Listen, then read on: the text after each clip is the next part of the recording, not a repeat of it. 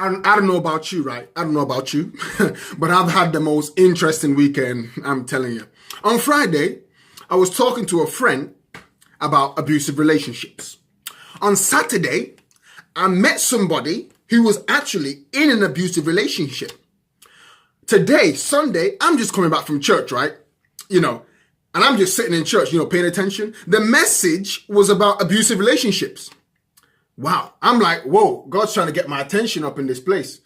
And I prayed in my heart. I was like, God, I pray I ain't going to be the kind of man that going to abuse my lady.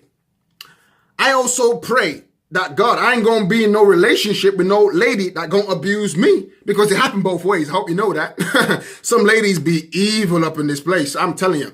I'm going to be like an echo right now. My pastor said to the congregation, if you're in an abusive relationship, get up, get out, and get some help. Okay, let me take a step back, okay? If you think you're in an abusive relationship, or what's that? What is that? Just Google abusive relationship or signs of an abusive relationship and see, does your experiences match that? Because the truth is, some people be in denial up in here. She be like, no, leave him. He just hitting me. He loved me. He just want to show me how much he loved me. He just a bit heavy-handed. He just want to touch me, but he's just a bit hard. That's all. Girl, you better wake up. And man, too, I want to talk to you right now, guys.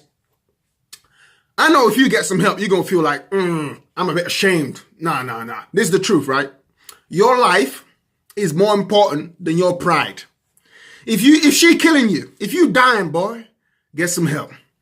Get some help. Get some help. Okay? Your life is more important than your pride. Okay? I'll say it one more time. If you're in an abusive relationship, get up, get out, and get some help. I love y'all. God bless you.